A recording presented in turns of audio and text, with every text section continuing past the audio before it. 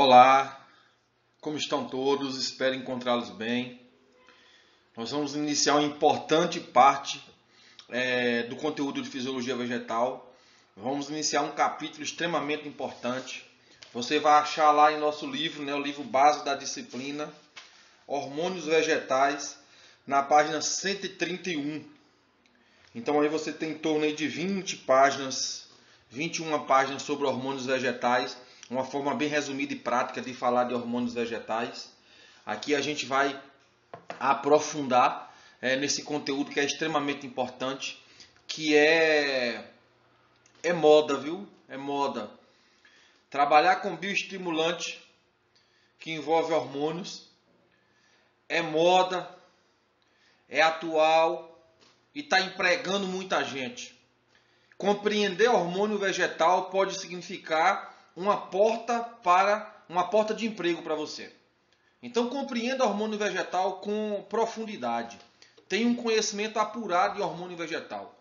É um dos melhores conteúdos da disciplina de Fisiologia Vegetal. Muito interessante, muito pertinente, e você consegue relacionar diretamente com a prática. Então eu começo dizendo que hormônios, nós chamamos de hormônios quando são sintetizados pelas plantas, naturalmente. Chamamos de reguladores vegetais quando o homem sintetiza a molécula de forma artificial. Quando o homem sintetiza a molécula semelhantemente à natural produzida pela planta. Então chamamos de reguladores vegetais. Alguns leigos chamam de reguladores de crescimento.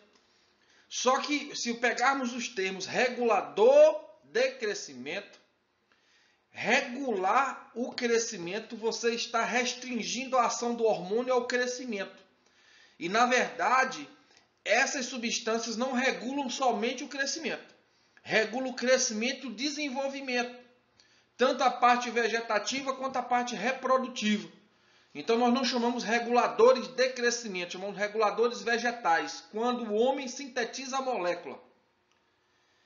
Quando a síntese ocorre pela própria planta de forma natural, nós chamamos de hormônios vegetais. Então, a primeira coisa que eu quero dizer para vocês é que quem faz milagre é o Senhor Jesus Cristo. É Ele que faz milagre com a mão poderosa dele. O hormônio não faz milagre. Tem gente atribuindo milagre a hormônio e tem cometido erros gravíssimos na prática. A produtividade aumentou por causa do hormônio. A produtividade aumentou por causa de tal regulador vegetal. A produtividade não aumenta por causa do hormônio. Não.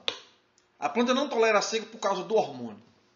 O hormônio desencadeia uma série de reações, uma série de alterações no metabolismo, e essas reações serão, por fim, culminadas com o aumento de produtividade. Muita coisa acontece até o aumento de produtividade. Então não é o hormônio diretamente que faz isso. Então, o hormônio vegetal é um composto orgânico, não nutriente, de ocorrência natural, produzido na planta em baixas concentrações e desempenham funções fundamentais no crescimento e desenvolvimento. Não só no crescimento. Tá? Isso é um conceito atual. Mas eu vou te dar um conceito mais simples e atualíssimo. Hormônio é um mensageiro químico. Hormônio é um mensageiro químico. Ele leva uma informação química de que algo está acontecendo. Note que ele é muito eficiente, por isso é produzido em baixas concentrações, ou seja, a baixa concentração do hormônio já é suficiente para que a planta identifique que algo está acontecendo. Então, um mensageiro químico, tá? É a forma mais simples que eu consigo conceituar para vocês. Então, importantes funções dos hormônios: alongamento, divisão celular, enraizamento, diferenciação, estabelecimento de frutos. Quais são os hormônios que estão envolvidos com isso aí? Auxina, citocina, giberelinas e brasinosteroides. São hormônios relacionados diretamente com o crescimento, com o incremento de biomassa da planta. Hormônios importantes na maturação de frutos, na resposta aos estresses ambientais, etileno e ácido abscísico. Você note que dos primeiros hormônios para o segundo grupo de hormônios, é como se a planta desse uma pausa, um pare num crescimento e agora os outros hormônios são produzidos e a resposta é com relação à maturação, aos estresses. Note que o crescimento passa a ser supérfluo diante de uma condição de estresse, a tal ponto que é como se a planta desse uma pausa, uma parada para o que é supérfluo e agora vamos alocar recursos para sobreviver. Grosseiramente falando, humanamente falando, porque a planta não pensa e não bate papo com a outra. Vamos deixar de crescer e agora vamos viver. Mas na prática a planta identifica que o momento não é de crescimento quando tem o estresse, o momento é de sobrevivência. Nós falamos isso lá em estresse abiótico, na primeira VA. Então observe que os hormônios têm uma importância muito grande como mensageiro químico. Levam informação química de que algo está acontecendo ou de que algo não está acontecendo. Essa é a primeira informação que eu quero passar para vocês. Então observe que a ação hormonal passa por uma etapa de percepção em que a planta identifica o hormônio. Essa informação de identificação é transduzida em uma informação passível de ser lida pelos órgãos que irão desencadear a resposta. Então observe aqui um croquis de como ocorre a ação hormonal. Então inicialmente há um receptor do hormônio aqui na membrana, a nível de membrana. Então note que o hormônio ele é identificado por esse receptor hormonal. Então uma vez que ocorre essa identificação, segue-se para a transdução do sinal, ou seja, o sinal ele é amplificado, é convertido numa informação de maior amplitude. Nesse caso, o cálcio ele é o mensageiro secundário. Então, observe que o hormônio é o mensageiro primário e o cálcio aqui é o mensageiro secundário. Então, essa informação sendo ampliada, num exemplo aqui, observe que o RNA mensageiro pode levar essa informação, sofrer a transcrição, todo o processo de transcrição, de tradução, que culmina com a produção de uma proteína. Essa proteína pode ser a alfa-amilase, que quebra o amido, a glicose. Essa glicose é respirada e custeia a germinação das sementes. Observe que o hormônio em si não fez diretamente a semente germinar. No entanto, desencadeou uma série de reações, uma série de processos até que ocorresse a germinação. É assim também que acontece com a produtividade. Nesse caminho, durante todo esse trajeto, todo esse percurso, note que a ação germinação depende não só do hormônio, mas de uma série de reações, uma série de respostas. Pode acontecer em determinada planta, em determinado momento de uma mesma planta ou em outra espécie, que algumas coisas aqui no meio não aconteçam. Ocorre até a percepção do hormônio, mas algumas coisas não acontecem e isso não culmina com a germinação. Então daí, uma das características comuns aos hormônios, a inconstância nas respostas. Uma espécie pode ter uma resposta positiva, enquanto a mesma quantidade de hormônio na outra espécie tem uma resposta negativa. E na terceira espécie tem uma resposta que não é nem positiva nem negativa, é neutra. Então observe que não é o hormônio em si que promove o evento de interesse para o homem. Muitas vezes é necessário passar por uma série de reações, uma série de processos, uma série de eventos metabólicos, no caso aqui está mostrando transcrição, tradução, até a produção de proteína. Então vou falar do primeiro hormônio, derivado do grego auxin, que é crescer ou aumentar. O primeiro hormônio vegetal chamado auxinas, o primeiro hormônio descoberto. As funções gerais desse hormônio é a viabilidade do embrião, a germinação das sementes, crescimento e desenvolvimento, fertilização e desenvolvimento do fruto. São funções gerais que nós iremos detalhar ao longo dos slides à frente. Então vamos falar um pouco da descoberta das auxinas, né? Os Darwin, né? Tanto o Charles Darwin quanto o filho Francis, eles, em seus estudos, eles observaram o seguinte: observaram que quando a plântulas de aveia com 4 dias, né? Observavam que a parte aérea aqui, ó, quando recebia a luz, ó, a parte que recebia a luz, ela ocorria uma curvatura, de forma que essa parte aqui, ó, que recebe luz, ela cresce menos do que essa parte externa, ó, que cresce mais, as células expandem mais e aí promove essa curvatura. os DAV eles não conseguiram identificar qual era a substância, porque eles maceravam. Ou seja, eles maceravam e aí a substância era degradada. No entanto, após uma série de experimentos, uma série de pesquisas, o ente ele observou o seguinte: se decapitar essa porção aqui, ó, decapitar essa porção e colocar em bloco de gelatina, coloca aqui em gelatina, ó. Posteriormente, se eliminar toda essa parte aérea decapitada e pegar o bloco de gelatina e colocar de um lado, observe que o lado que recebe o bloco de gelatina ocorre, ó, maior expansão. Ou seja, a conclusão é que após a absorção de luz, aqui, ó, após a absorção de luz, ocorre a produção de uma substância e essa substância ela é translocada pelo lado oposto de onde a luz foi absorvida. Essa maior translocação de alquicina aqui, ó, promove maior expansão dessas células em relação às células internas. Então, novamente, vou limpar aqui para que você compreenda. Observe que a luz chega nesse ponto.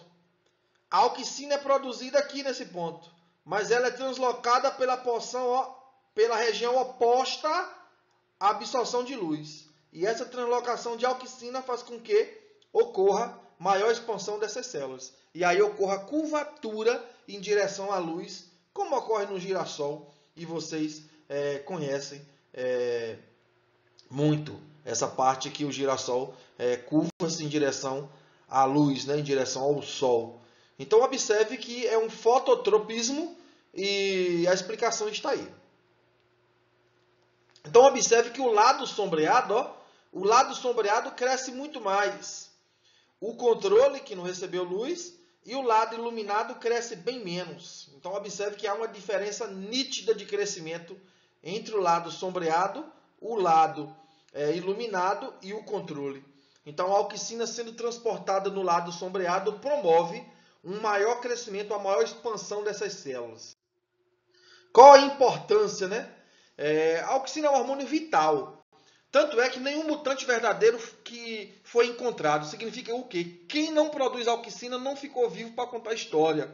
Significa dizer que a planta que não produz auxina não sobrevive. As auxinas elas podem ser naturais e sintéticas. As auxinas naturais, as principais, o ácido indolil acético, essa é a principal auxina, o AIA. Uma forma clorada do AIA, né, que é o ácido 4-cloroindolil 3-acético, o 4-cloro-AIA. O ácido indolil 3-butírico, o AIB. E aqui as formas sintéticas, né? O ácido alfa-naftaleno acético, alfa-ANA. O 2,4,5-T. O 2,4-D, esse aí nós conhecemos, né? O herbicida. O dicamba e o picloram, todos com ações herbicidas, né? Então essas são as auxicinas sintéticas. Qual é a característica química comum a todas as auxicinas? É uma cadeia lateral ácida ligada ao anel aromático. Essa é a característica comum a todas as auxicinas. Uma cadeia lateral ácida ligada ao anel aromático. Observe aqui nas auxicinas naturais, o AIA, o 4-cloro-AIA e o AIB. Está destacado aí a cadeia lateral ácida ligada ao anel aromático, em todas elas. Então essa é a característica comum a todas as auxicinas. Observe aqui nas auxicinas sintéticas, tanto de dicamba quanto do 2,4-D, a cadeia lateral ácida também ligada ao anel aromático. Então esta é uma característica comum a todas as auxicinas. A biossíntese, onde que é sintetizada a auxina? Todos os tecidos vegetais têm capacidade de produzir auxina em baixa quantidade. Todos têm potencial. No entanto, produzir auxina em alta quantidade o meristema apical do caule. Folhas jovens geralmente produzem muita auxina. O padrão de acúmulo é do ápice para a base, segue aquela maturação basípita da folha. Por um determinado momento, a produção pode centralizar-se, né, na região mediana da folha, em determinado momento na margem da folha, e ali ocorre o surgimento dos hidatódios. E as sementes também são produtoras de auxina. O transporte pode ser tanto pelo xilema quanto pelo floema. quando acumula-se na borda das folhas jovens, ocorre a produção dos hidatódios, né? Aqui você observa, ó, a produção de auxina na margem da folha, tá? Então, nessa condição em que, em determinado momento da maturação, concentra-se na margem, ocorre a produção dos hidatódios. E o transporte de auxina? O transporte de auxina ocorre da seguinte forma. A auxina, quando está fora do citoplasma, ela se liga ao próton e fica aqui na forma protonada. Essa forma protonada tem livre passagem na membrana. No entanto, quando chega no citosol, essa forma protonada ela é ionizada. O próton, ó, sai do AIA, então o AIA fica ionizado. E o AIA ionizado ele não tem livre passagem na membrana. Ele, para sair de uma célula para outra, vai ter que ser por transportador. Então, observe que a entrada, o influxo pode ser de uma forma protonada com livre passagem na membrana. Mas o efluxo tem que ser por um transportador, tá? Tem que ser por um transportador específico. Observe que a entrada de AIA, o influxo, pode ser por livre passagem na membrana, mas pode ser também por transportador. Então, eu estou mostrando para você que o influxo, a entrada de AIA na célula, pode ser por dois caminhos. Pode ser por livre passagem na membrana de uma forma protonada, ou pode ser por meio de um transportador. No entanto, uma vez que está dentro da célula, para sair, só sai por transportador. Então, é dessa forma que ocorre o transporte de AIA. Então, você observa que toda vez que precisa de um transportador, é necessário gastar energia. Então, se gasta energia, como que gasta energia? Gasta energia, ó, para que o ATP aqui ele é hidrolisado e os prótons vão para o meio externo ao citosol. Então, observe que gasta ATP. E esse ATP aqui, ó, ele é gasto, é um ATP oriundo da respiração. Ele é gasto porque esse próton vem aqui, ó, para o meio externo ao citosol e ele é necessário para protonar aqui, ó. Para atravessar via transportador, ó, observe que o AIA entra com dois prótons, ó. Esses prótons foram oriundos da onde? Foram oriundos da hidrólise do ATP aqui, ó, que ejetou os prótons. Então, observe que o AIA gasta energia da respiração. Então, observe que tem uma ligação direta com a respiração. De forma que venenos metabólicos, né, que consigam inibir a respiração, pode inibir o transporte de AIA. Tá? Então, as proteínas que transportam, tanto do influxo quanto do efluxo aqui, ó, tem proteínas que auxiliam no transporte. A difusão pode ser livre na membrana, quando está protonado, mas pode ser por meio de uma proteína, né? A passagem na membrana pode ser por meio de uma proteína, de um transportador. O efluxo são proteínas da família PIN. Essas proteínas da família PIN são proteínas que auxiliam o efluxo de auxina, a passagem de uma célula para outra. Então, observe aí as proteínas atuando tanto no influxo, né, quanto no efluxo de auxina. Então, mostrando de uma forma mais detalhada para que possamos compreender que a energia é importante nesse processo de transporte. E o transporte, ele é polar, né? Tem uma polaridade no sentido de seguir um padrão, né? Observe aqui, ó, se pensarmos em termos de parte aérea, vamos observar que geralmente a parte aérea o ápice produz muita auxina. Então, a auxina é constantemente transportada para o sistema radicular. Mas também o ápice da raiz produz auxina. E a auxina é transportada constantemente, ó, para outras raízes adventícias. Então, observe que o transporte ele é basípto. Aqui, quando produz no ápice, está indo para a base. Aqui, quando produz no ápice da raiz, está indo também para a base. Então, esse transporte ele é basípto, no sentido do ápice da raiz para a base ou do ápice do caule para a base. Esse transporte é basípto. Se pegarmos aqui, ó, observe nessa figura à sua direita, em videira, né? Raízes adventícias crescem a partir de extremidades basal de estacas de videira. Observe nessa figura aqui que eu estou destacando, ó, quando as raízes são tratadas com auxina, ó, quando os talos, são tratados com auxina, o caule é tratado com auxina, observe que a raiz, ó, desenvolve aqui embaixo, normalmente como nós estamos acostumados a ver. tá? Mas se nós invertermos o talo, se invertermos o caule, se invertermos ele, colocarmos, ó, não essa parte aqui dentro da auxina, mas colocarmos esta parte aqui, ó, observe que as raízes vão sair, ó, no local onde deveriam sair mesmo. Note que não há uma inversão, porque mudou. Ao invés de colocar a base dentro da auxina, colocou o ápice, a raiz não vai sair no ápice, a raiz vai sair sempre na base, ó, sempre na base. Porque se eu colocar essa parte dentro da a auxina vai induzir aqui diretamente. Mas se eu coloco essa parte aqui, ó, dentro da auxina, ó, a auxina vai ser transportada e induzir o enraizamento aqui, ó. Então, se você inverter a estaca, de qualquer maneira, a raiz vai sair na base. De forma que, imagine o seguinte, você pediu para um rapaz, né, pediu para o Gabriel aí, arrancar um pedaço de ramo de siriguela, para que nós pudéssemos plantar e propagar nessa siriguela. Aí o Gabriel arrancou direitinho, podou as folhas, chegou lá e eu perguntei, Gabriel, onde é a base e onde é o ápice aí? Aí Gabriel, me perdi. Na hora que eu botei no fundo do carro, eu não pensei nisso, onde é o ápice e onde é a base. Você pode ficar tranquilo, você vai tratar com auxina, pode ficar tranquilo. Na hora que você botar na auxina, a raiz vai sair na base e aí você não vai ter dúvida com relação a isso.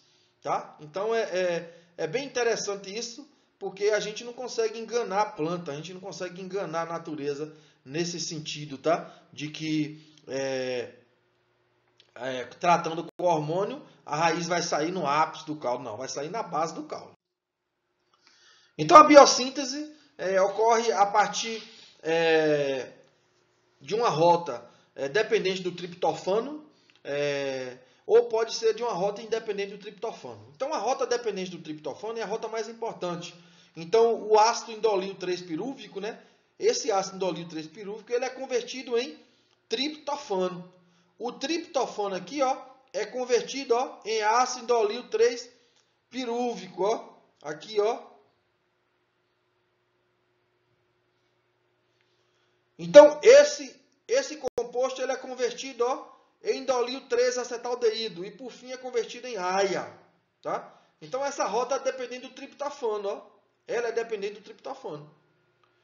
Mas observe que tem uma rota independente do triptofano, ó. Esse composto aqui pode, ó, ser convertido em triptamina e a triptamina já ser convertida em indolil 3-acetaldeído. Então observe que tem uma rota dependente e uma rota independente do triptofano. Então a rota dependente é a mais importante. No entanto, por uma circunstância ou outra, a planta pode utilizar a rota que não é tão importante, mas que é uma rota secundária que vai produzir um certo pool de auxina aí para a planta. Observe, aqui nesse slide que eu gosto muito dele, que a fotossíntese produz sacarose. Essa sacarose ela pode ser respirada, ó, que é todo o ciclo de Krebs, ó, aqui embaixo. Só que durante o caminho, parte dos compostos podem ser desviados, ó, entra na rota do ácido químico, produz o triptofano, que produz a auxina. Então observe que nem tudo que é produzido na fotossíntese é respirado. Parte pode ser desviado para a rota do ácido químico e produzir a auxina. Então observe que em última instância tudo depende da fotossíntese. Então a degradação. A auxina ela pode ser conjugada, ela pode se conjugar. Uma vez produzida, ela pode se ligar a um açúcar. Uma vez que se liga ao açúcar, ela está conjugada. Então o AIA ela pode conjugar com glicose, com inositol, com aspartato. Observe que quando o AIA ele conjuga aqui a cadeia lateral, ó. A cadeia ácida se liga, ó, à cadeia principal, ó. A cadeia ácida se liga ao açúcar e ele fica ligado à cadeia principal. Então observe, ó, que é a lateral ácida aqui, ó, que se liga ao açúcar. Então isso é extremamente importante, porque a auxina conjugada, ela tolera a um tipo de degradação, que é a degradação por descarboxilação oxidativa. Então, ó, a descarboxilação por descarboxilação oxidativa ocorre aqui na cadeia lateral, ó. Uma enzima chamada peroxidase, ela atua, ó, descarboxilando e aí degrada a auxina, ela deixa de ter atividade hormonal. No entanto, como a auxina conjugada ela tem a cadeia lateral comprometida, ó, ela não está livre para sofrer a ação dessa enzima. Ela está comprometida com o aspartato, a cadeia lateral. Então, esse tipo de auxina conjugada não sofre degradação por descarboxilação oxidativa. Dessa forma, o principal tipo de degradação é por oxidação do anel indólico. Esse é o principal tipo de degradação para todas as auxinas. Essa é uma questão importante em que eu boto todo semestre na prova e todo semestre tem pelo menos aí 10, 30, até 50% da turma que erra. Porque vê um trem simples e acha que é difícil porque mostra fórmula química, né? Fórmula estrutural. Então, observe que a auxina ela sofre reações que são reversíveis, então a conjugação é reversível, e observe que a degradação é irreversível. Então, a conjugação é reversível por meio de uma enzima que quebra essa reação, libera a auxina, mas por ação da peroxidase a degradação é irreversível. Então, o AIA, quando ele está conjugado, ele pode ser uma fonte de A e B. O A e B conjugado, ele pode ser uma fonte de AIA. Ó. Então, o A e B aqui está conjugado com alanina, mas observe que na hora que quebra a ligação, ele é convertido em AIA. Então, isso é de uma importância magnífica. Tá? Eu queria destacar ainda que a auxina conjugada ela é inativa. Ela não tem ação hormonal. Então, a conjugação, além de proteger contra um tipo de degradação, funciona como armazenamento. A conjugação funciona como armazenamento, porque toda auxina conjugada ela pode ficar armazenada porque ela não tem ação hormonal e não é degradada facilmente. Então, note que a conjugação tem uma importância grande no sentido de armazenar auxina. Funções. Muitas aulas de hormônios vegetais começam das funções, porque a função é a parte prática. Então, antes de chegar em funções, nós já temos 27 minutos de aula falando somente da importância do histórico e da biossíntese, né, na parte química mesmo da molécula. 27 minutos aqui na videoaula, tá? Se fosse em sala de aula, nós já teríamos mais ou menos 1h30, 2 horas de aula só nessa parte aqui, porque teríamos voltado muitas vezes. Você tem essa opção na videoaula de você voltar por conta própria, mas dentro da sala eu volto por conta própria mesmo, para que vocês compreendam. Então, as funções, né? Divisão celular, a auxina é importante na ação de sinases, que são proteínas importantes na divisão celular. A auxina é importante na expansão e no alongamento celular, principalmente de caules e raízes, que chegam a alongar 10 a 100 vezes mais por conta da presença de auxina. E esse alongamento é por meio de crescimento ácido. A parede celular é quem limita o crescimento, é a estrutura mais rígida da célula. No entanto, por ação de algumas enzimas chamadas expansinas, por meio das expansinas, ocorre o relaxamento da parede celular. E esse relaxamento da parede celular torna ela apta à expansão por ocasião da turgidez. Por ocasião da turgidez, imagine que a parede celular ela ficando relaxada, por ocasião da turgidez, da disponibilidade de água, essa parede celular se torna apta para expansão. Tá? Mas por quê? O que é que a auxina tem a ver com isso? Expansina, protoatepease. Essas expansinas são proteínas que relaxam a parede celular e elas só atuam em meio ácido. Quem acidifica o meio é a protoatepease. E essa protoatepease, para ser produzida e para ter atividade, depende de auxina. Depende de auxina. Para ter ação, para ter atividade e para ser sintetizada constantemente, as protoatepeases precisam de auxina. Então, observe que durante esse processo ocorre a atuação de enzimas como celulases, hemicellulases, glucanase e pectinases na parede celular. A auxina também é importante na diferenciação celular, principalmente nos tecidos condutores, e é importante no desenvolvimento radicular. Então, é tido como hormônio do enraizamento, né? A auxina é tido como hormônio do enraizamento. Realmente, induz o enraizamento de muitas espécies vegetais.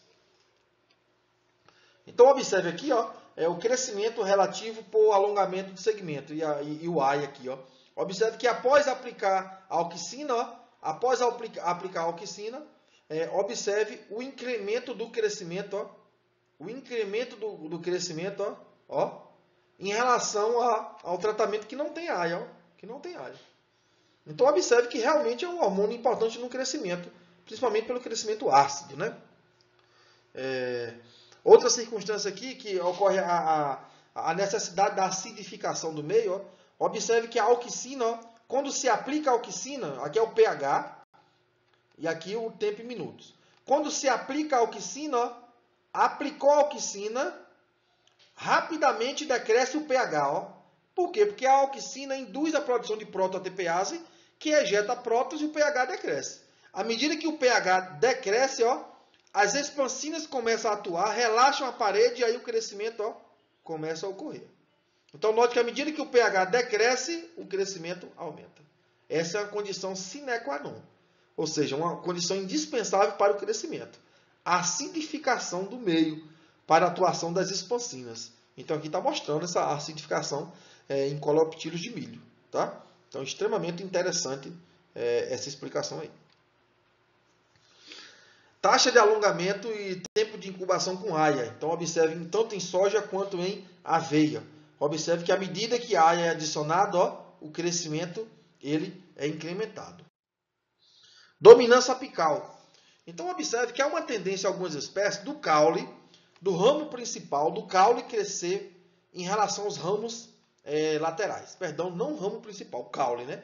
O caule crescer em detrimento dos ramos laterais. Então, muitas vezes, realizamos uma poda para que ocorra a ativação dessa gema axial. Quando nós podamos, note que o principal sítio de produção de auxina é aqui a parte aérea. Olha as bolinhas vermelhas aí representando a auxina. Quando a gente poda a parte aérea, a gente está cortando o principal sítio de produção de auxina. Com isso, vai inibir a produção de auxina? Não, mas vai produzir menos auxina. Essa menor quantidade de auxina que é produzida e transportada para o sistema radicular é suficiente para ativar as gemas axilares. Significa dizer o quê? Que essa alta produção de auxina aqui, ó, que é transportada para o sistema radicular, inibe o desenvolvimento das gemas axilares. No entanto, quando podamos essa parte, menor quantidade de auxina é transportada, suficiente para ativar as gemas axilares. De forma que há uma quebra da dominância apical. Há uma quebra da dominância apical. Formação do gancho apical plumular. Então, durante a germinação, é comum a formação desse gancho. Ó. É comum a formação desse gancho. Esse gancho ocorre porque uma maior quantidade de auxina é produzida nessa parte externa, nessa parte aqui, ó. Nessa parte aqui que é mais externa, ó. Uma grande quantidade de auxina é produzida. No enquanto, quando alcança a luz azul, ela inibe, né, isso aqui. Então, a planta fica reta. Então, observe que é a auxina que induz ao maior crescimento dessa parte externa e, por isso, forma esse gancho plumular, que é tão importante para proteger o meristema apical. Então, nessa parte externa aqui, ó, ocorre maior produção de auxina e na parte interna, maior produção de etileno. O etileno é o hormônio que inibe o desenvolvimento dessas células, a expansão dessas células. Enquanto a auxina induz a expansão destas células aqui. Por isso, ocorre essa curvatura importante para proteger o meristema durante a germinação. Então, essa formação do gancho plumular ou do gancho apical está relacionada com a auxina e com etileno. A auxina também é importante no desenvolvimento de flores femininas e na produção de frutos partenocárpicos, que são frutos sem sementes, encontrados aí em melancia, maçã, banana, uva e outras espécies. O melhoramento genético hoje já induz a produção de frutos sem sementes. No entanto, eles já existiam naturalmente, em pouca quantidade em alguns plantios. E isso se deve a um controle na produção de auxina e distribuição dela também, principalmente na região do ovário.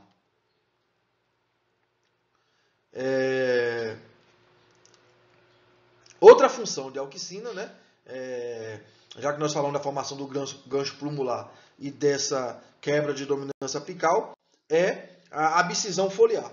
A abscisão foliar ocorre numa camada de célula chamada de zona de abscisão. Observe que o tecido imaturo, o tecido que nós chamamos verde, imaturo, ele é responsivo à auxina. Enquanto o tecido maduro, que nós dizemos que já está maduro mesmo, ele é responsivo ao etileno. O etileno é o hormônio que induz a abscisão, a queda da folha. Enquanto a auxina é o hormônio que inibe. Tendo auxina, há uma tendência de demorar mais para ocorrer a abscisão. Menos auxina e mais etileno acelera a abscisão. No entanto, tecidos maduros respondem ao etileno e tecidos imaturos respondem à auxina. Se você aplicar auxina em um tecido maduro, a abscisão, ao invés de ser inibida, ela vai ser acelerada. Por quê? Porque o tecido maduro não responde à auxina. E a alta produção de auxina induz a produção de etileno. Ou seja, o efeito é contrário ao que você objetivou. Você objetivou inibir a queda, você está acelerando. Porque esse tecido aqui ele é responsivo ao etileno. A filotaxia, que é o posicionamento das folhas em torno do caule, acredita-se que o fluxo descendente de auxina e o fluxo ascendente de auxina, no momento em que há o encontro entre esses fluxos, ali é o sinal para que surja uma folha. Com isso, a auxina tem importância no tipo de posicionamento da folha em torno do caule, tanto a espiral, a alternada, a oposta e outras. Então, observe que a auxina tem uma importância também na filotaxia, né? Que é o posicionamento das folhas em torno do caule. Então, mais uma função das auxinas. Desenvolvimento do sistema radicular. Então, a auxina é importante para o desenvolvimento do sistema radicular. Observe aí, nessa figura em que nós mostramos estacas de araticum de terra fria, tratadas com a auxina AIB, um tipo de auxina chamado de AIB. Esse AIB é utilizado em uma concentração muito maior do que a AIA. O AIA é utilizado em concentração de 100 a 1000 vezes menor do que o AIB. Mas observe que sem AIB, o enraizamento aqui, com 1000 de AIB, menor enraizamento do que com 2000, que é menor também do que com 3000. Então note aqui que está provando que a auxina induz o enraizamento. Está claro na imagem aqui. Eu acredito que vocês compreendam facilmente. Então observe aqui outra figura que mostra estacas de mamona, né? Essa cultivar BRS Paraguaçu, tratadas com AIB, 45 dias após o plantio. Observe aqui, que na parte D, a AID, né? É o tratamento testemunha, né? Ele fala AID porque A está na parte superior aqui, Então a ID é a mesma planta. Então observe que aqui é testemunha, Observe aqui com 50 de AIB e aqui com 100 de AIB. Então observe que está claramente, está nítido aí que o AIB induz ao enraizamento, que a auxina induz o enraizamento. Está bem claro, mais claro do que 2 mais 2. Bem, gente, vamos falar de outro hormônio vegetal de extrema importância, também vital, que são as citocininas. Tá? As citocininas têm uma importância muito grande na biotecnologia, na produção de plantas transgênicas, na obtenção de híbridos. E a biossíntese das citocininas ocorre principalmente nas raízes. É o principal sítio de produção de citocininas. Enquanto a auxina, o principal sítio de produção das auxinas era a parte aérea, o principal sítio de produção de citocinina é o sistema radicular. Aqui as principais funções das citocininas, funções gerais, senescência foliar, mobilização de nutrientes, dominância apical, formação e atividade de meristemas, desenvolvimento vascular e quebra da dormência de gemas. Essas são as principais funções das citocininas. Você pode ver aí na sua direita, na parte superior da sua direita, no slide, uma cinetina, que é uma fórmula estrutural, a fórmula química de uma citocinina chamada de cinetina.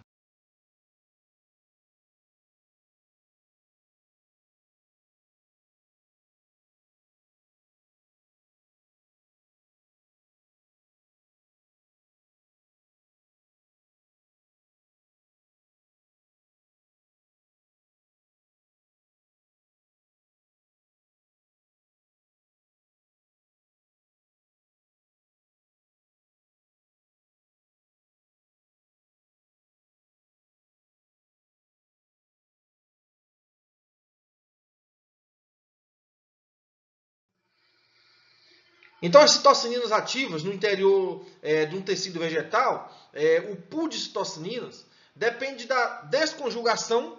A desconjugação quebra a conjugação e libera a citocinina. Depende da síntese de citocinina e do transporte de citocinina para o interior dessa célula.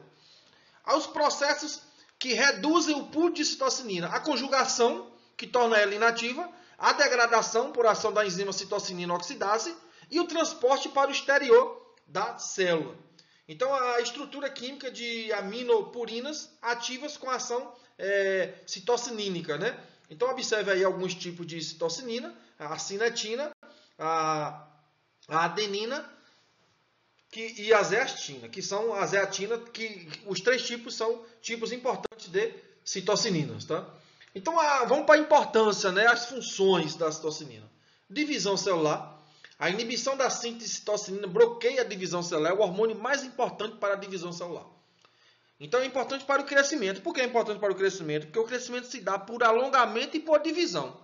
A auxina é o hormônio mais importante no alongamento. Até agora, dos que vimos, a auxina é o mais importante no alongamento, na expansão celular. E a citocinina é o mais importante na divisão. Ambos atuam na divisão e ambos atuam no alongamento. Só que a auxina é mais importante para o alongamento e a citocinina é mais importante para a divisão. A aplicação exógena, ou seja, a aplicação pelo homem de citocinina, permite que a divisão celular prossiga, se ela tiver sido interrompida pela ausência de citocinina ou pela baixa concentração, já que é um hormônio vital e a ausência, a planta morre, né? As enzimas que controlam as fases de divisão celular, né, são as proteínas sinais dependentes de ciclina. Então, as ciclinas que interferem, que atuam nas fases G1 a S, na fase S e na fase M, né? Então, a ciclina D ativa no final da fase G1, a ciclina A ativa no final da fase S, a ciclina B ativa imediatamente antes da mitose. Então, o ciclo celular de tabaco aí está mostrando diretamente a ação da citocinina. Então, planta de tabaco superexpressando genes para a citocinina oxidase. É uma enzima que degrada a citocinina. A planta da esquerda é um tipo selvagem. A da esquerda é um tipo selvagem. A da esquerda não tem ação da citocinina oxidase. Cada planta direita está superexpressando um dos dois diferentes genes da citocinina oxidase de Arabidopsis. O crescimento da parte aérea é fortemente inibido nas plantas transgênicas. Observe que quando expressa o gene da citocinina oxidase, que degrada a citocinina, as plantas da direita ficam de menor tamanho, porque a divisão celular é inibida. Então, note que o tamanho da planta, o crescimento é determinado tanto pelo alongamento quanto pela divisão. A citocinina suprime o crescimento de raízes. As raízes superexpressando esse gene à direita, deficientes em citocinina, são maiores que aquelas das plantas de tabaco selvagem. Então, observe essa importância da citocinina também. Diferenciação celular, principalmente nos tecidos condutores, xilema e floema. Quebra da dominância apical. A dominância apical, que nós falamos para a auxina, a citocinina também é importante. Muitos pesquisadores, e muitos que eu falo é a maioria, aceitam que a quebra da dominância é um resultado da relação auxina-citocinina na planta. Não só auxina, mas a relação citocinina-auxina ou auxina-citocinina na planta. Então, nós falamos que se podar a parte aérea, o menor transporte de auxina para o sistema radicular para as partes mais baixeiras da planta, esse menor transporte de auxina induz as gemas axilares a brotarem. No entanto, se a gente não podar a parte aérea, somente pegar a citocinina e passar nas gemas axilares como uma pasta, elas brotarão. Então, note que não é só a auxina, a citocinina também tem uma importância. Então, observe aí que se pegarmos e colocarmos citocinina na gema axilar, essa gema axilar vai brotar. Retardamento da senescência. Observe que a citocinina é o hormônio que retarda a senescência, enquanto o etileno induz a senescência. O etileno está em amarelinho porque a folha cai amarela. Então, por isso que ele está em amarelinho aqui, representando quem induz a senescência. A citocinina está verdinha porque a folha verdinha raramente cai. Então ela retarda a senescência. Durante a senescência, é comum ocorrer muitos eventos. Muitos eventos, como a degradação de proteínas, degradação de clorofilas, entendeu? As folhas maduras produzem pouca citocinina. Então as folhas maduras produzem pouca citocinina, ocorre degradação de proteínas, degradação de clorofilas. A aplicação exógena de citocinina retarda a senescência. Outra função da citocinina é o estabelecimento de drenos e mobilização de nutrientes. Aumenta a atividade de invertases e transportador de exoses. Se você aplicar citocinina nos grãos de soja, aumenta a força do grão. Ele passa a importar mais assimilado e fica maior. Então aumenta a força do dreno. O local que a citocinina é aplicada, aquela força do dreno fica maior. Floração em plantas de Jatropha curcas, pinhão manso. Observe à sua esquerda a figura A, que não tem citocinina. A figura B, à sua direita, tem citocinina. Olha como a floração é mais robusta. Olha como a produção de fruto é mais robusta. Produtividade em soja. Nós temos pesquisas muito interessantes com relação à produtividade de soja utilizando citocinina. Pesquisa nossa aqui em Pameri, viu? Então aqui foi uma dissertação de mestrado da Larissa. Observe que as plantas de soja foram tratadas com diferentes concentrações de citocinina. Aqui uma citocinina chamada benziladenina. Observe que foram aplicadas diferentes concentrações de citocininas. E aqui nós analisamos várias variáveis, né, na soja. Então o diâmetro da semente. Note que o diâmetro da semente aumenta à medida que aumenta a concentração de citocinina, até que atinge o máximo com 281 mg por litro, o diâmetro da semente. O mesmo ocorre para o número de sementes por planta. Aumenta à medida que aumenta a concentração de citocinina, até que chega um ponto em que não adianta mais aumentar a citocinina, já vai decrescer. Então, 252 é a dose adequada para aumentar o número de sementes por planta. O mesmo acontece com a massa seca de 100 sementes. Observe que à medida que aumenta a citocinina, aumenta a massa seca de 100 sementes, até que chega um ponto aqui, de 231 mg por litro. Observe que também ocorre com a clorofila A, mas a clorofila B. Aumenta a clorofila A e a clorofila B, até que chega um ponto aqui de 211 mg por litro de citocinina para atingir o máximo de clorofila. Então observe que interferiu decisivamente nas variáveis produtivas e também nas variáveis fisiológicas. Vou colocar a citocinina, né? Aí nós pegamos e dividimos a planta de soja em 3 estratos. O extrato superior, o mediano e o inferior. E analisamos o abortamento de vagem. Observe que o abortamento de vagem na fase inferior, à medida que aumenta a citocinina, reduz o abortamento. Até que chega a uma dose de citocinina em que a planta aborta menos. Na porção mediana da soja, à medida que aumenta a citocinina, reduz o abortamento. Até que chega um ponto em que aborta menos.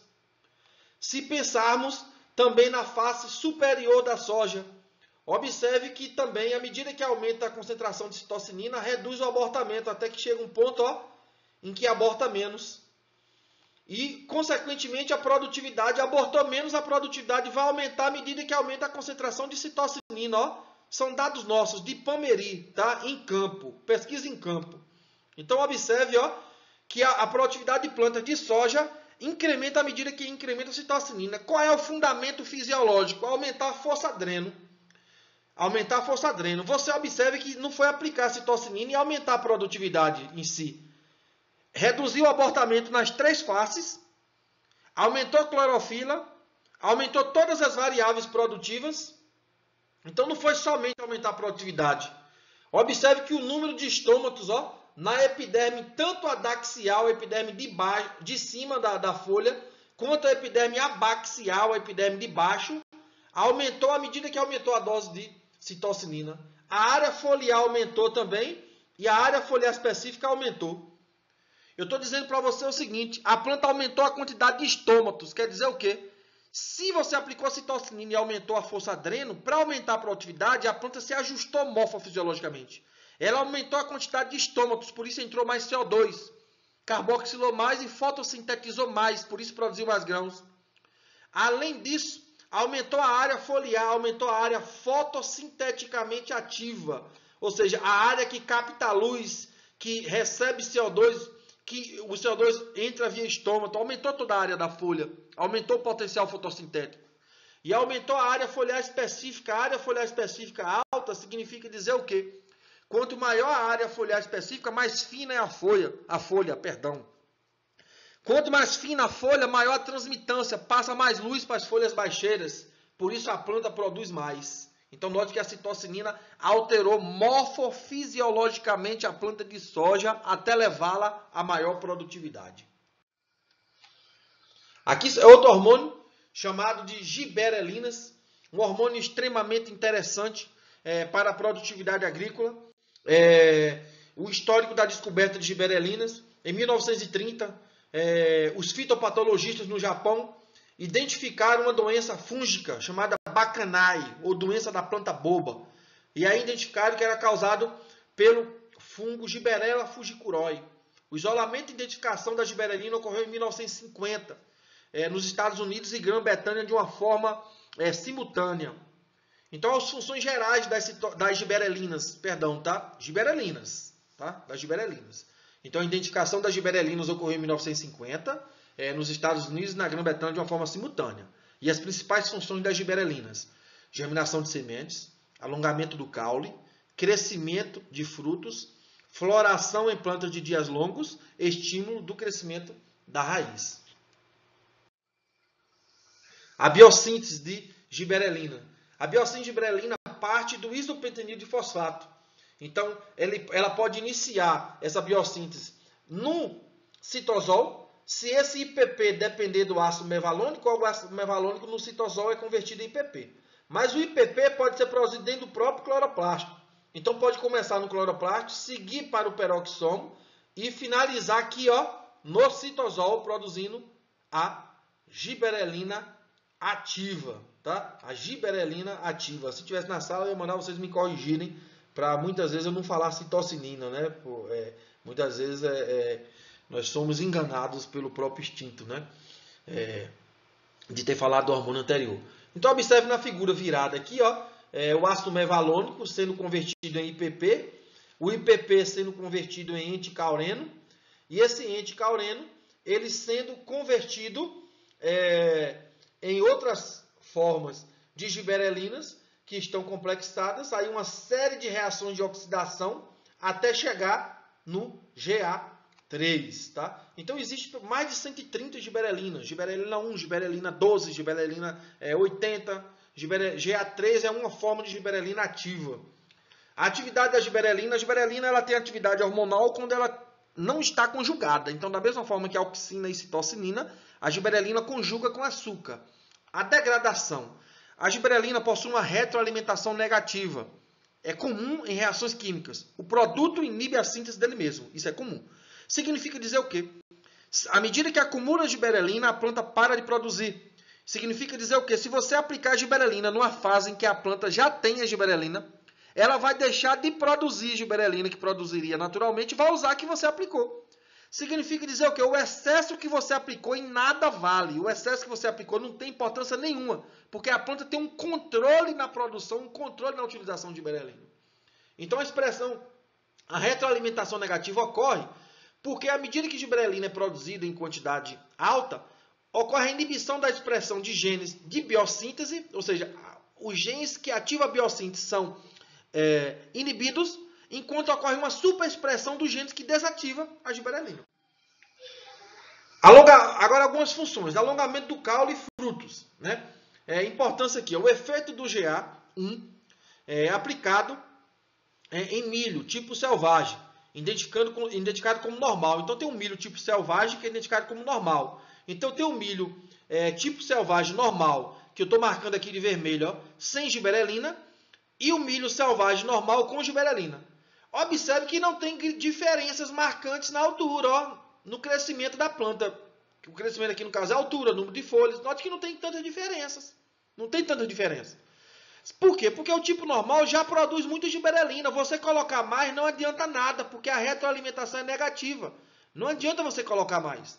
No entanto, observe aqui na sua esquerda, a giberelina estimula o alongamento expressivo no caule do mutante anão. Então tem um mutante anão que não produz giberelina em quantidade suficiente para crescer. Nesse anão, se aplicar a giberelina aqui, ó, observe que o crescimento é muito maior quando comparado com o que não produz. É como um efeito de um adubo. Tem a ação muito efetiva a adubação quando a planta está deficiente. Quando ela atinge um nível ótimo de adubo, não adianta você colocar que não vai ter efeito tão positivo. Muitas vezes o efeito é negativo. Então observe que a planta que já produz muita giberelina não adianta aplicar. Mas nesse caso aqui da planta anã, né, sim. Outro exemplo que mostra mais ou menos a mesma coisa. Aqui é o tipo selvagem, plantas de trigo anãs, geneticamente modificadas. O trigo do tipo selvagem, não transformado, é mostrado na esquerda, né? Então aqui o trigo selvagem mostrado na esquerda, né? Observe aqui, ó. As 3 plantas à direita foram transformadas para GA2-oxidase do feijoeiro, sob o controle de um promotor constitutivo. Consequentemente, a bioativa GA1 endógena é desativada, mais nas plantas transformadas que nas plantas do tipo selvagem. Os graus variados de nanismo refletem os diferentes graus de subexpressão de GA2-oxidase. Então, GA2-oxidase é um gene que degrada a giberelina. Então, observe, ó, que as plantas são menores do que o tipo selvagem, né? O tipo não transformado. Então, aqui, outro efeito da giberelina em uva, né? Observe o cacho da sua esquerda sem tratamento com giberelina e o cacho da sua direita com tratamento com giberelina. Então a giberelina tem essa função de alongamento, função semelhante à auxina, só que a giberelina é utilizada mais em tecidos jovens, tá? Então, tanto a auxina quanto a giberelina tem uma função no crescimento, alongamento do caule, no alongamento da planta e também de frutos, tá? De frutos. A floração em plantas de dias longos quando submetidas a dias curtos. As plantas de dias longos florescem em dias longos, mas quando elas são submetidas a dias curtos, elas não florescem. Se aplicar giberelina, algumas delas podem florescer. Crescimento do sistema radicular, a giberelina pode ativar esse crescimento. Partenocarpia, frutos sem sementes, então a giberelina atua junto com a auxina na produção de frutos sem sementes. Transição da fase juvenil para adulta, ou seja, a transição da fase juvenil para a fase adulta é dependente de giberelina, tá? E a duração pós-colheita de alguns frutos. Alguns frutos, quando aplica giberelina, pode aumentar a vida de prateleira, pode aumentar a duração pós-colheita, tanto de fruto quanto de folhagens ornamentais, tá? Uma função importante da giberelina, e talvez a mais importante dela, é na germinação de sementes. A germinação de sementes passa por 3 fases, com a curva trifásica, quando nós colocamos o conteúdo de água em função do tempo de embebição. É necessário, durante um período da germinação, que a semente ela respire. Ela respire e, para respirar, ela precisa utilizar as reservas. A reserva, muitas vezes, é amido. E amido não é um composto respirável diretamente. Então, na camada de aleurona, ocorre a produção de giberelina. Giberelina produz essa proteína chamada de alfa-amilase. E essa alfa-amilase, ela quebra o amido à glicose. E aí a glicose pode ser respirada e custear a germinação da semente. Então, observe a importância magnífica da giberelina na germinação de sementes. E por isso, muitas vezes, quebra a dormência da semente. A semente está dormente e a giberelina quebra a dormência. Então, observe que na percepção do sinal, na ampliação dele, na resposta desencadeada pela planta, que nós demos exemplos inicialmente, nós estávamos falando de giberelina. Então, observe que há inicialmente o hormônio é produzido em maior quantidade, há um receptor desse hormônio na membrana. Essa recepção do hormônio leva à transdução do sinal, convertido em informação passível de ser passada à frente. E essa informação que é passada à frente é para o RNA mensageiro, levar a informação que ocorre a transcrição, ocorre a tradução, a produção da alfa-amilase, que converte amido em glicose, que é respirado e custeia a germinação da semente. É um espetáculo. O hormônio vegetal é um assunto muito gostoso, muito gratificante, sabe? É muito bom mesmo. Não acreditar que o hormônio faz milagre, que não faz milagre não, mas que desencadeia respostas importantíssimas, desencadeia. É muito interessante o uso de hormônios vegetais na agricultura. A floração em lima ácida Tahiti. É comum também, observe o controle aqui e observe o tratamento. Então, a plantas de limácea tardia submetidas ao déficit hídrico, os botões florais são iniciados de 3 a 4 dias após a imposição da seca. Os botões florais são bem visíveis após 5 semanas de déficit hídrico em plantas em campo. O déficit hídrico na presente pesquisa leva o substrato ao potencial inferior a menos 1,5 megapascal. E onde é que giberelina tem a ver com isso aí?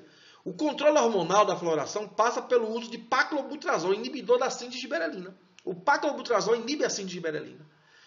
A giberelina tende a alongar o caule, a planta crescer muito vegetativa. Quando aplica paclobutrazol, inibe a síntese de giberelina e a planta não cresce tanto, não investe tanto no vegetativo, passa a investir no reprodutivo. A giberelina é importante para o crescimento do fruto e produtividade. A baixa temperatura entre 8 e 18 graus durante o dia e 5 e 13 graus à noite induz a floração em períodos superiores a 1 semana em limácea tardia. Então, alguns resultados de experimentos nossos com giberelina. Então, gente, aqui um experimento com eucalipto, né? Nós tivemos a seguinte ideia. Nós aplicamos giberelina com o intuito de intensificar o crescimento de plantas de eucalipto e que as plantas conseguissem a cada ano crescer mais e atingir o ponto de corte com certa precocidade, com menor tempo do que o comum aí nos plantios florestais. Então, aplicamos diferentes doses de giberelina, GA3, e observamos incrementos na altura de planta, no diâmetro do caule, na biomassa e na razão de massa caulinar. Significa dizer o que? A planta investiu no crescimento, mas principalmente em caule, o que é interessante para eucalipto. No entanto, nós observamos que essas plantas estavam crescendo tanto que ficamos com medo dessas plantas estarem vulneráveis a pragas e a doenças. E aí nós convidamos o professor de fitopatologia e o de entomologia para entrarem na pesquisa conosco e avaliarem se essas plantas realmente estavam vulneráveis ao ataque de pragas, né, e doenças. Então, o professor de fitopatologia analisou a área lesionada em relação à concentração de giberelina. Observe aqui que à medida que aumentou a concentração de giberelina, a área lesionada reduziu. Então, isso foi interessante, porque a planta está aumentando o crescimento, mas também está aumentando a proteção. Enquanto o professor de entomologia, ele submeteu as folhas de eucalipto ao corte de formiga cortadeira. E observou que à medida que aumenta a concentração de giberelina, aumenta o corte. Significa dizer o quê? Tanto na opção com escolha ou sem escolha, quando a formiga tem acesso apenas a um tratamento ou tem acesso a todos os tratamentos junto, aumenta a vulnerabilidade. Então, é uma pesquisa extremamente interessante e publicada aí na revista Árvore. Tá? Então, são várias pesquisas com giberelina e eucalipto. Aqui você observa eucalipto citriodora com giberelina e sem giberelina. Observe os valores de área foliar específica, área foliar. Observe que a biomassa não foi diferente com giberelina e sem giberelina. A razão de massa foliar já teve diferença, mas a razão de massa caulinar é bem maior com giberelina, que é interessante para o eucalipto, é caule. E o melhor material estudado foi o GG100, eucalipto urogrande GG100. Observe que a área foliar, apesar de não ter diferença estatística, já dá para observar que o número absoluto é maior com giberelina. O número de folhas é muito maior com giberelina. A altura de planta é muito maior nas plantas com giberelina, quase o dobro. O diâmetro do caule é maior nas plantas com giberelina. E a razão de massa caulinar é bem maior nas plantas com giberelina. Então, note que é interessantíssimo o uso de giberelina para intensificar o crescimento.